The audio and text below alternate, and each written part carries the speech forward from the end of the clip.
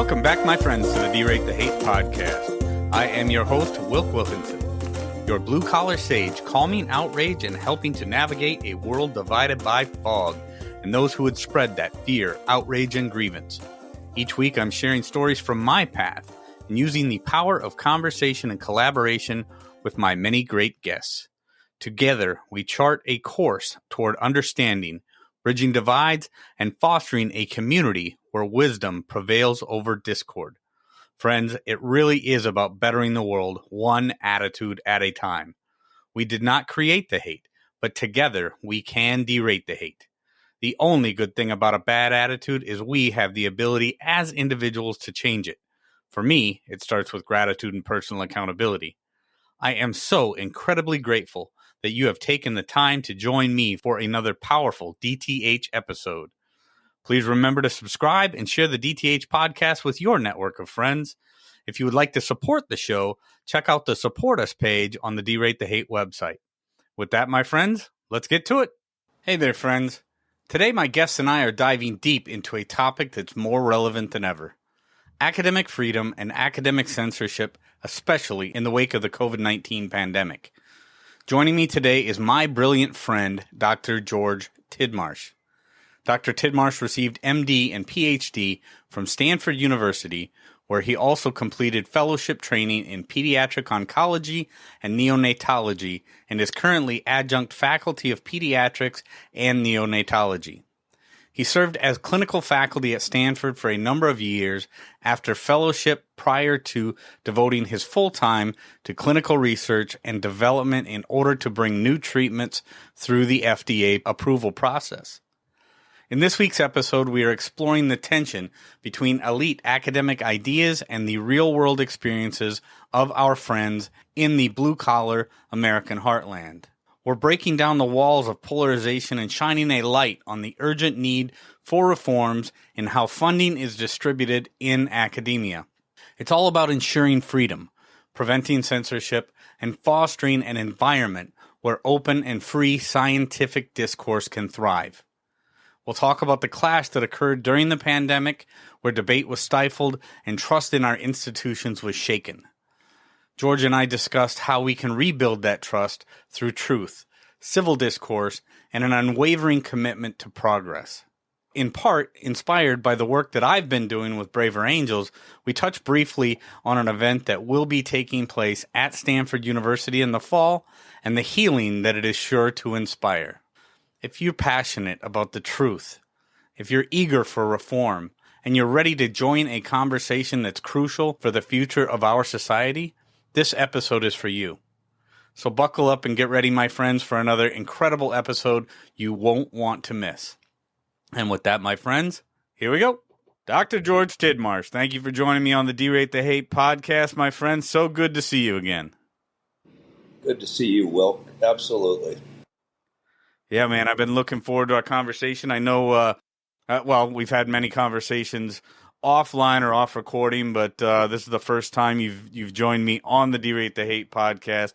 Very grateful for that. One of the things, you and I have had a few of these conversations regarding my work with Dr. Francis Collins, my work with Dr. J. Bhattacharya, my friendships with both those guys. You know both those guys. I know both those guys. I think they're beautiful people. One of the things that you and I have talked or talked briefly about in our personal conversations, and now we're going to take it to the Derate the Hate listeners, is the idea of academic freedom and academic censorship, where those two blend, where they conflict. And I think it's a fascinating thing, and I think it's a lot of I think there's a lot of people when they start thinking about academia, especially, maybe DTH listeners, a lot of the DTH listeners, they're blue collar people like myself. Academia is kind of a foreign thing to them, but in a lot of ways, and I'm guilty of this myself, academia is one of those things that especially for blue collar people gets to be a kind of an ugly subject. But when those two worlds, the blue collar world, the academia world, start to collide, a lot of people don't understand where freedom in academia begins, where academic censorship begins, how all that stuff happens. Well, we're going to bring it to him today. So George, tell me a little bit about, what it is that you think about when you think academic freedom, academic censorship. Well, let me give you a little bit of an example, and you sort of framed it beautifully, honestly, and that was the pandemic, where, elite and academic ideas clashed with the real world, as you say, blue-collar workers and, people who just live and breathe and don't have the luxuries that other parts of society have. And it was very, very clear that the decisions that were made not only by an extremely elite class within academia and the government, but other voices within academia and not so much the government, but those other voices were stifled. They were inhibited. The result was draconian measures that impacted negatively on, the everyday working people. And Bhattacharya has articulated this extremely well, and he's done a tremendous amount of work to show the harm that those extreme measures caused. And, to not debate that exactly or go through the details of that, I think we would all agree that there was a polarization that occurred in the pandemic between some very elite forces, and their government, but they were also in alignment with certain academics, mm-hmm. and those pronouncements, protocols, rules, etc., laws even, affected everyone, and it disproportionately affected the least well off. Mm-hmm, so that's something that Jay has talked a lot about, the laptop class versus everyone else. So if you, had to work and get out of the house and there was no way you could do your work from the house, you were severely affected versus those that could sit on their laptop. Okay. So it's very important to recognize that the policies on something like that, the pandemic, are so broad and deep and in their reach that we have to be extraordinarily careful when we make those decisions. And typically in academia, there's a good, fulsome debate that occurs over time to at least attempt to come to the right answer. That got shortcutted in the pandemic. That got, not only did it not happen, but it turned into a polarization. Yeah. And part of that is, like any of us would be, if you get, if you personally get shut off in what you want to say to somebody, you don't like it, right? So, there were a lot of people in academia that got shut off on what they were respectable people. They got shut off. And so hence I think what never would have happened before is it raised this topic of academic freedom and censorship. Yeah. No, I think you're absolutely right. And now here's another one of these things that again, that I'm probably guilty of, or people will, accuse me of doing it. And I want to make sure that people understand me when I say, when I talk about academic elites, or it's one of these things, George, that academia, just like so many other groups, is not a monolith, right? I mean, it's not like everybody that works within the realms of academia all think the same, and so there is a spectrum of thought. And like what I really liked that you said there was the fact that usually there is a broad and robust debate of the topic that's being debated or discussed or whatever. And in this case, just like in so many other groups and so many other, whether you call it classes or groups or demographics or whatever, this debate that was supposed to have happened did not happen. And again, the people that should have been debating this were not the ones that were the most detrimentally affected in this case. It was those that that really had nothing to do with it. They were just trying to live their lives, go about their things, and they're the ones that got hurt the most. So let's and not to debate, that so much, but let's have the conversation about why the conversation didn't happen, or from your experience, from your lived experience, George, why didn't that debate happen? Why weren't people allowed to speak out against the general mainstream narrative? There was only one narrative that was, well, I shouldn't say there was only one narrative, but there was much, much more allowance for one side of the spectrum than the other to be talked about. And there was a lot more censorship for the other side of the conversation. So I think there's two answers. One seems somewhat logical and, is part of public health policy and infectious disease. The other part is political, and I'm not really equipped to answer that. I can give you my opinion. But on the first part of that, there is a concept within infectious disease and public health that if there is a widespread public health threat, that you come up with a set of rules and you have to be absolute about them. You need to you need to, there's no exceptions, okay? Because you're really trying to wall things off and stop it. And, it's a little bit like, traditional infectious diseases where the vaccines, et cetera, were absolute and now the virus is gone, right? So you need to understand that. We all need to understand that there's a concept, and you can debate the validity of the concept, but it exists. And you can defend the people in government and academia that, shut out other voices, because the idea is you needed to come up with a set of rules and be militant about enforcing those because that shut it down. Sure. Now, what I believe is that they did insufficient. They could have easily, early in the process, done some, conducted some debate about what those rules were. Sure. My feeling is those rules came from a very select, upper level, call it elite, but certainly not broadly, agreed upon set of rules. So they said, here are the rules. There was a few people, and you have to now abide by them because we have this policy, or we have this strict idea within infectious disease and health policy that these rules cannot be questioned. Because if you start questioning it, the whole thing breaks down. Right. The problem is they didn't really debate the rules to begin with. And so I think there's a fault there. There could easily have been called rapidly everybody, who was anybody in the field, like Jay, Martin, others on, who have differing opinions, could have been, at a meeting within days, and within a couple of days, they could have come up with a set of rules. Now, it might have been hard. Not everyone would have agreed, but at least people would have had a say in it. They didn't do anything like that.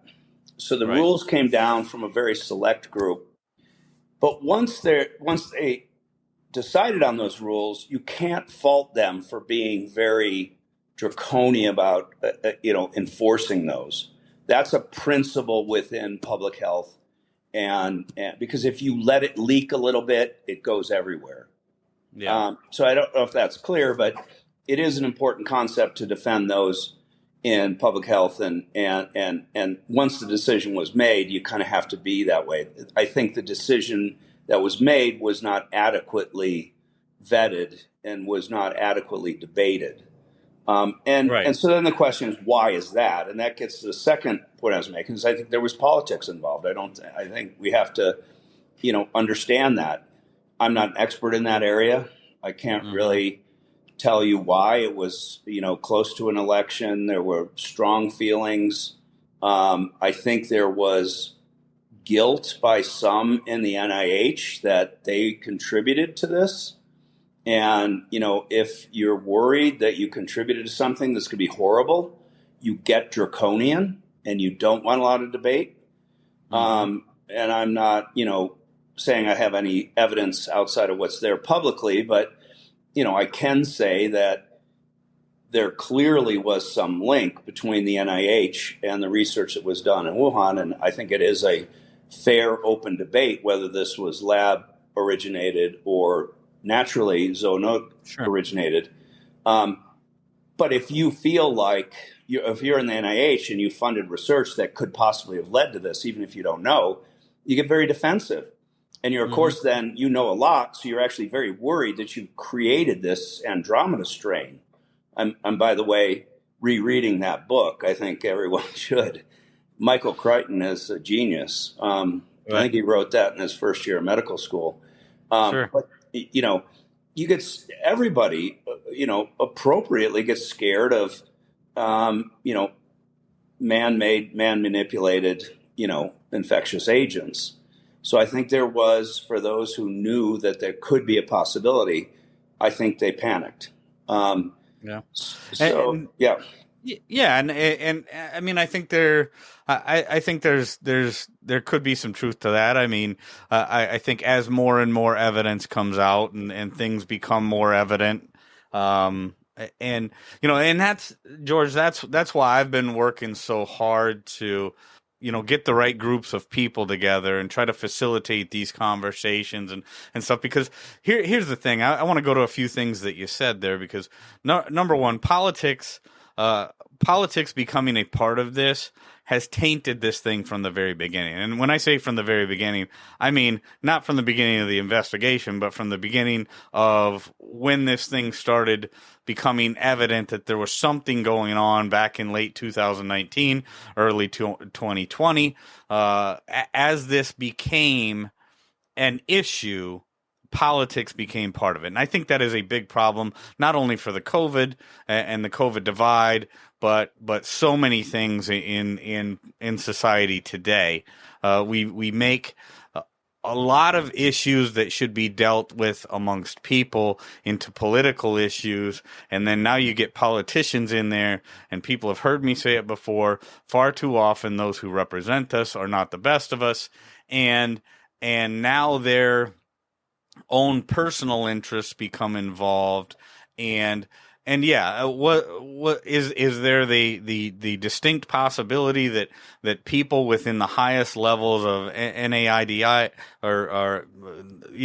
and then NIH, we can throw out all the acronyms, but all levels of all governmental agencies, could they have been somehow culpable in the way that this thing got started? I think that there's things there that make that appear that it could be the case.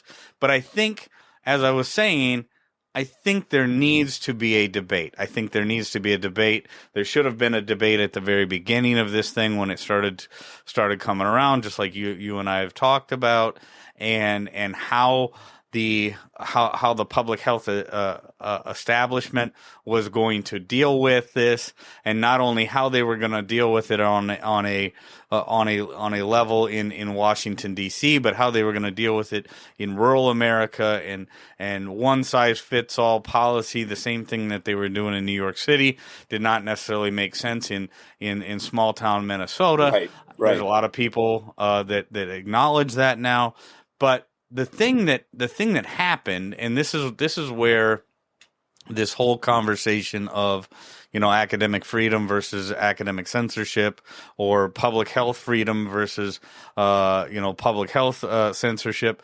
This is where all these things come in. It really comes down to the only way we can course correct if things are going sideways is to have the conversation. And far too often the conversation nowadays is not happening because there's this, I guess, if you want to call it an aristocratic class or whatever, or aristocratic class, or these elites at the top that decide what we will discuss and what we won't allow to be discussed. So talk a little bit about that. Well, yeah, so that's really an important point, or a really important query. And let's take it beyond the pandemic and really talk generally. And that is, I believe that we need reform in the way that the NIH administers these billions and billions of dollars of grants. And we actually are going to have a conference at Stanford in early October about, and one of the main themes is reform of the institutions. Mm-hmm. And getting to your query, what's happened is that the decision making on very large amounts of money that go into academia. So when we talk about NIH, you cannot talk about NIH without talking about academia, and you can't talk about academia without talking about NIH. So right. A lot of fungibles the there, right? decision-making process has become very concentrated, and it's subject to let's influence. Okay, so one form, like there's censorship. We should talk about the difference between censorship and freedom. Okay, Mm-hmm. so what's happening now, I think, is restriction in terms of funding by NIH, and therefore what people work on, what they're allowed, what questions are they allowed to ask. I think there's been a serious funneling and restriction of freedom. And for whatever reason, and I'm not going to ascribe it politically. I'm not going to, maybe just a wave of what's happened. It's gotten very everybody's looking at it very monopically. One eye, and they only have a certain very narrow band of what they think is right. And it's gotten concentrated to a few hands to make the decision about where that money goes. So even though it gets distributed widely in small pots, when you're in academia and there's somebody making the decision and this is what their opinion is and they're only going to, fund that, you tell them what they want to hear, okay? And that's what's happening. The idea of coming up with some radically different idea that actually is counter to the narrative that this small group of people are making the decisions up at the granting agency, that you can't make some wild, hypothesis that's against what they think. It just doesn't get funded. Sure. That's a restriction of academic freedom. Okay. So the deciding agencies should be agnostic to what they think, any given theory is in any scientific area. It should be, is this person credentialed? Did they write something coherent? And then, yes, we'll fund it. Instead of, oh, yeah, what they're going to do is counter to what I think, and therefore I'm not going to fund it. So we need reform at the funding agencies because that will reform academia, because academia is only going to voice what they know will get funded. Right. And that's, so that's what's happening now is a restriction on academic freedom because the structure of the grant making has become too concentrated. And the people who, make those decisions decide only if their viewpoint is supported. Right. So it's self-reinforcing, and that's a restriction on freedom. Sure. That's different than some of the things that happened during the pandemic with censorship that we know about, like the Twitter files, et cetera. And those were academics that got totally censored. So, no, absolutely. Yeah. Yeah, and I'm glad you brought up the Twitter files because I whenever I hear the word Twitter files, I always think of my friend David Zweig and yes. So anybody whoever gets an opportunity to check out the work of David Zweig, check that out. But no, so yeah, there's a couple things going on here that I hear you saying, George, and so all things considered, censorship are not always direct censorship, but just like the darkness is absence of light, sometimes censorship is more the absence of freedom, and it may be a distinction without a difference to some people. I think you're spot on. You're absolutely spot on.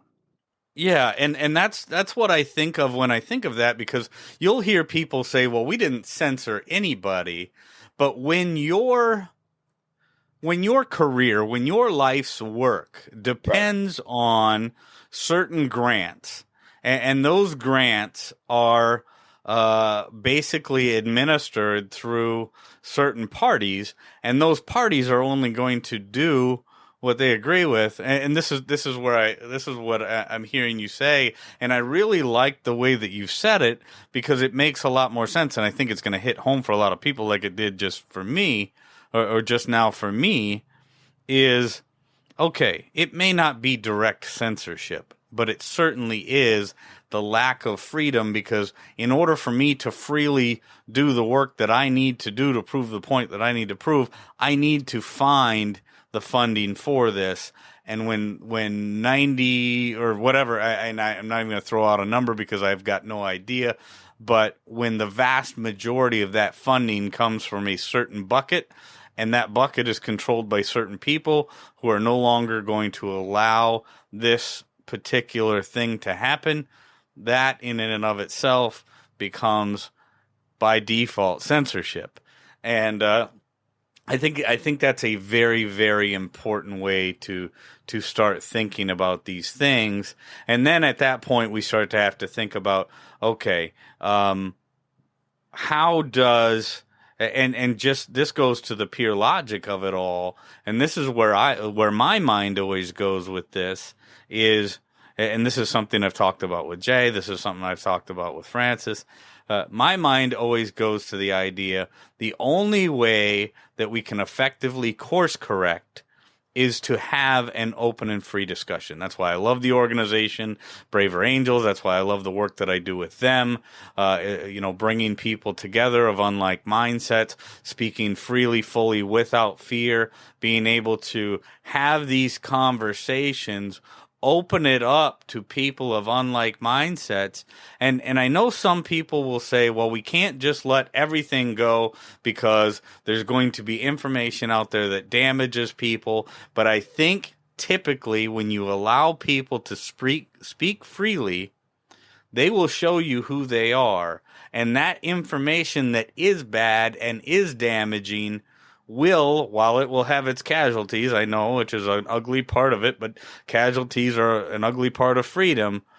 When we allow that information to be freely, fully, and without fear spoken, the bad will weed itself out. Well, it's the foundation of scientific progress. You cannot have the best scientific progress without that. Right. No, you can't. That's what course correction is all about. Yeah. And you have to have a constant debate and put the data on the table and take the emotion out of it. And unfortunately, that didn't occur with the pandemic. Right. And hopefully we'll get to some reforms and that will, not only open up freedoms, but prevent censorship.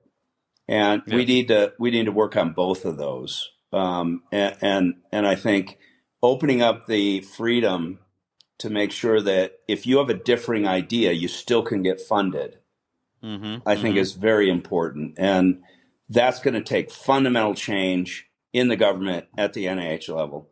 So I'm a big advocate of reform. I'm a big advocate of scientific discussion for progress.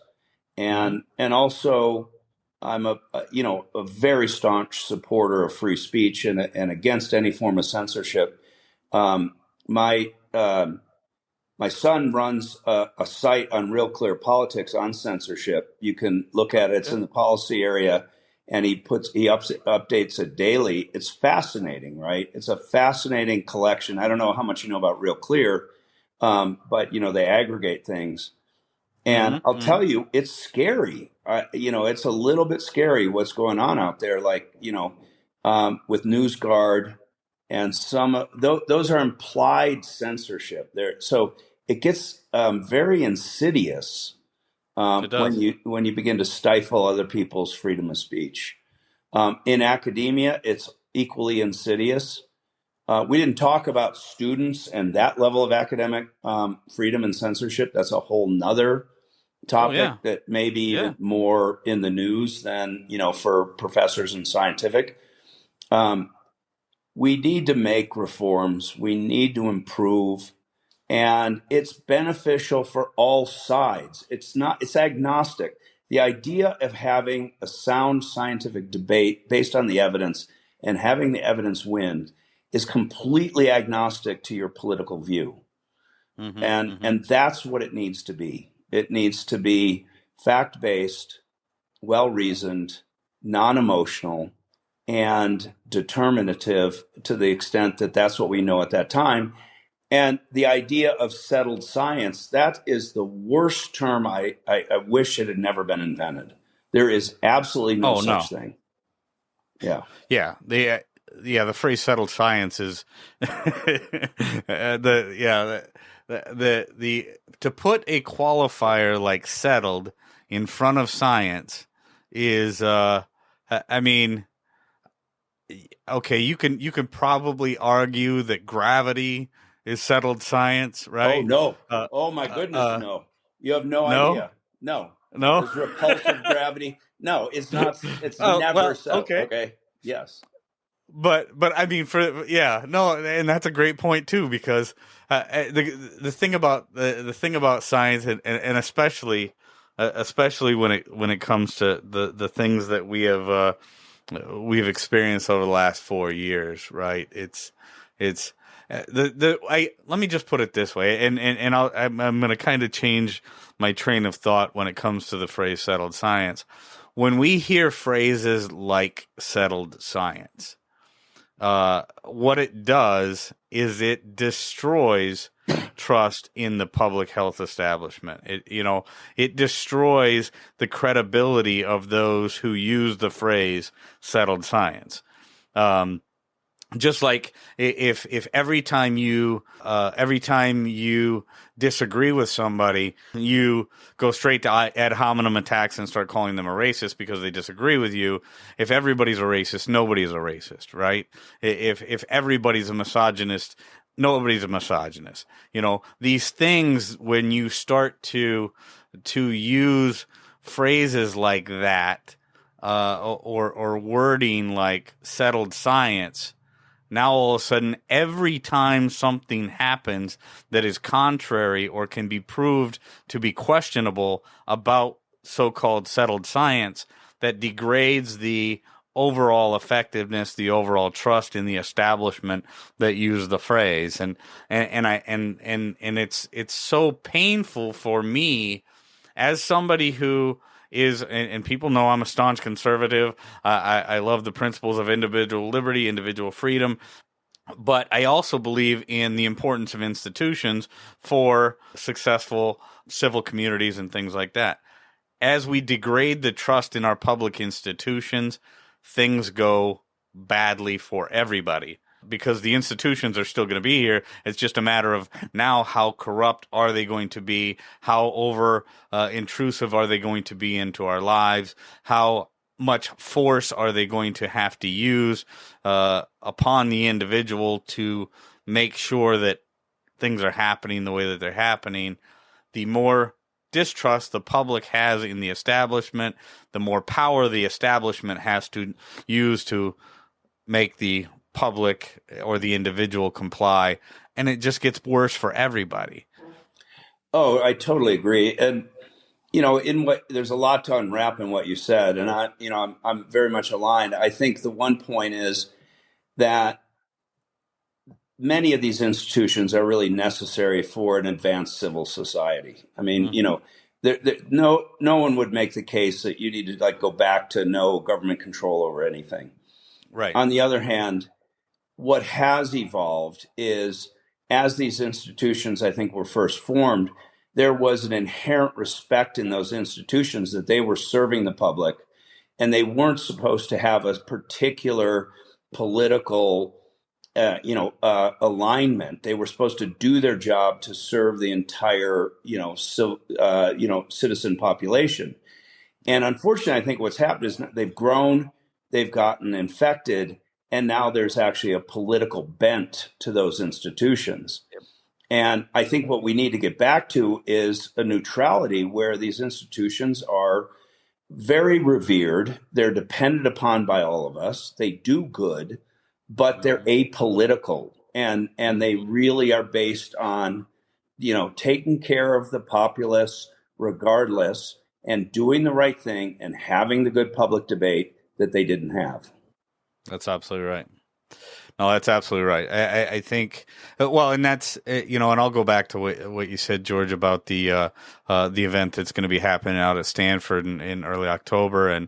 And I I very well might be there. I don't know. You're invited. But I'm pretty sure.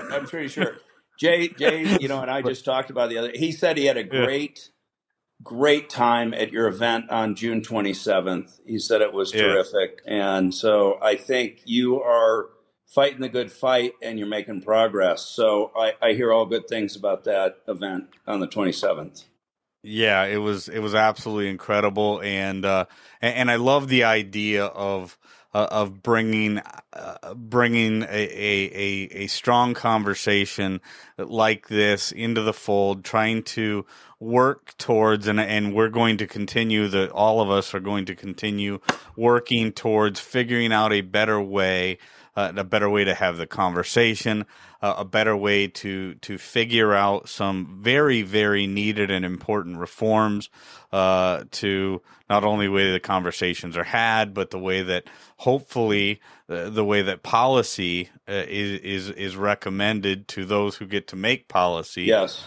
Things like that. I mean, we have so much work to do, and the work obviously that you're referring to about the event on the 27th of June was the Braver Angels National Convention, in which Dr. J. Bhattacharya, Dr. Matt Willis had a conversation that I facilitated. It was incredible. And then I was on stage the following day again with Dr. Francis Collins. This is some of my life, and nobody in my, I guess, position would normally get to do things like this.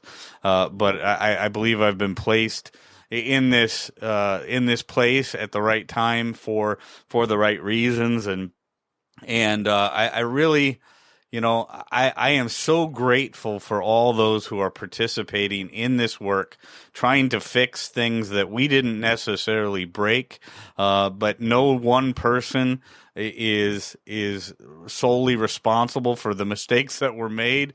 But if we all work together and do it in a civil discourse kind of way, I think we can make real progress at rebuilding truth and trust in our public health establishment, and it's so incredibly important, George. Well, you articulated so many important thoughts there, specific to general.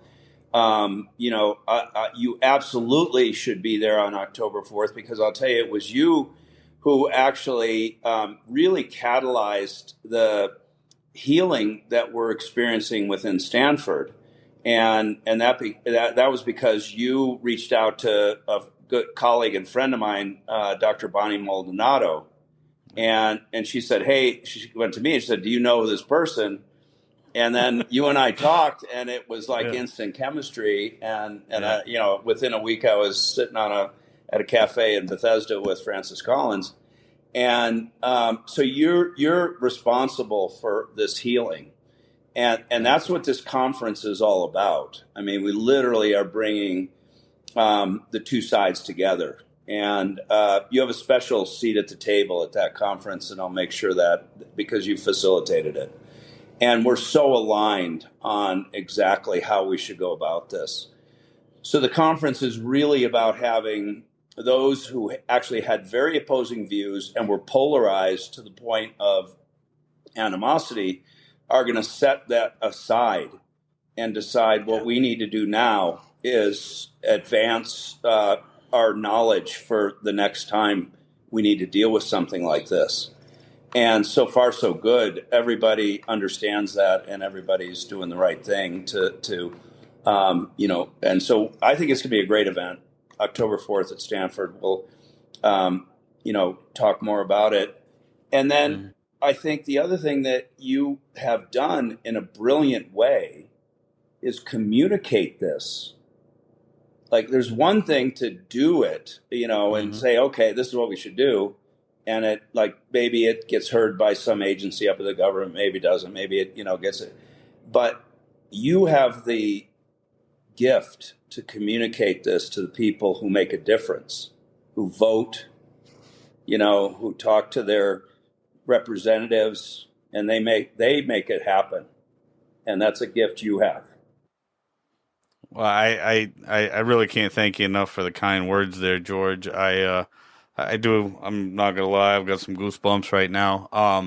I think this is one of the most important things anybody could be involved in, but for a guy like me, to do this and be guided through this by whatever force is guiding me through this, I absolutely. I think it's a very important mission, and it's something that I'm going to continue on, and I'm proud to have you part of it, George. I look forward to meeting you in person, Dr. Maldonado in person, getting to spend time with our friend Jay again, and this thing. And this is one of the things that I keep on telling everybody, and I want people to understand the importance of this, and then we'll wrap up our time here. I know we're getting close to the end of our time, but one of the things that I want people to understand about this is something that I've been working on now for 2.5 years. And there are so many people, especially in the COVID divide, who have wanted results and wanted answers, and they want them overnight because we live in this instant gratification society. And then there's a whole bunch of people out there that want a pound of flesh, and then there are people in the media that use this fear, outrage, and grievance model to do whatever that it is that they're trying to do. And I just keep on telling people, and I want people to understand the importance of real results in this, one of the most contentious issues of our lifetimes, is going to take time. It is not something that's going to be fixed by politicians grilling and berating people on the floors of Congress. This is not going to be fixed strictly in the halls of academia or in the halls of the NIH or any other place. This is something that we, the people, have to fix. We've got to get our heads in the game in a level and really concerted way, have patience, and let the process work. And with that, my friend, George, do you have any parting words for us today? I mean, this has been an incredible conversation. Still got goosebumps. I'm feeling great. It's a beautiful day. And, man, I love conversations like this. Great. Thank you for having me. It's been wonderful, and I look forward to seeing you. Friends, if there's anything in this episode that provided exceptional value to you, please make sure to hit that share button. Share it with your friends, share it far and wide. And of course, if you haven't done so already, be sure to subscribe right from our website so you can get the Derate the Hate podcast sent to your email inbox every week. So this is Wilk wrapping up for the week, saying get out there, be kind to one another, be grateful for everything that you've got, and remember, it's up to you to make each and every day the day that you want it to be. If there is something that you would like to share with me, you can catch me on most social media platforms, or you can email me directly, wilk@wilksworld.com. With that, my friends, I am going to back on out of here, and we will catch you next week. Take care.